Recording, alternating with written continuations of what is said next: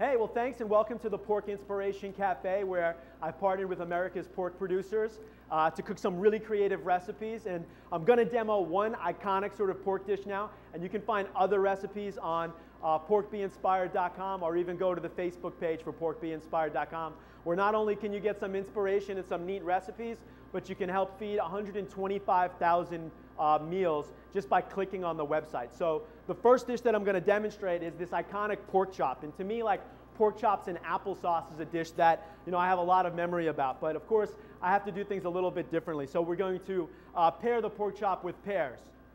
And I apologize about the bad joke there. But what we're going to do is brine the pork chop in a little bit of pear juice and some spices and herbs. So this is our beautiful sort of pork chop. And again, a brine really gets flavor and salt and all the spice flavor into the pork chop, also sort of retains the moisture of it and keeps it really nice and juicy. We got some cinnamon and fennel and mustard seeds that go into that. And over here I have one already started on the pan.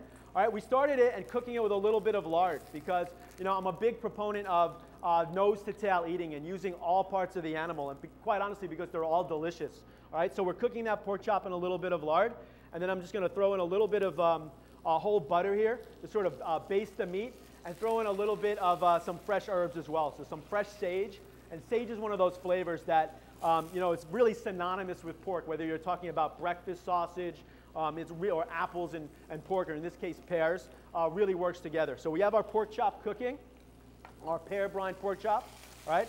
And that's gonna baste and cook away, all right? And we're actually presenting the pork chop with macaroni and cheese. Again, sort of, you know, pears, macaroni, the sweetness works really well with the cheese. But the neat thing about the macaroni and cheese is that we're actually using cauliflower puree instead of all of the cream that goes into it. It really lightens the dish.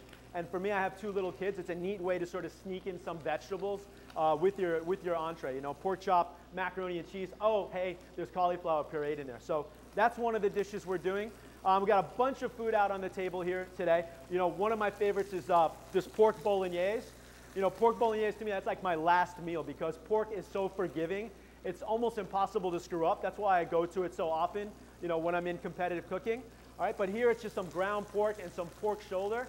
And if you've never cooked pork shoulder, that's like my one, go out and grab this cut, because again, it's just so luscious and unctuous and really almost impossible to screw up. And then probably my favorite here, this sort of pork cutlet. Here we've kind of got a breakfast theme going. We're using some ham. We kind of breaded it and just kind of pan-seared it with a little bit of breakfast sausage vinaigrette as well. And another thing I love to do with my food is sort of present the main ingredient, in this case, of course, pork, in many different ways. So three really creative dishes: our pork chop brined in pear sauce with cauliflower, macaroni and cheese, our ham and breakfast sausage schnitzel, and our pasta bolognese with pork, really kind of showcasing the versatility of one of my favorite ingredients. You can get more recipes like this. You go to porkbeinspired.com or go to the Facebook page, porkbeinspired.com. And also when you click on there, you're being inspirational by, you know, getting 125,000 meals to people by helping out Feeding America.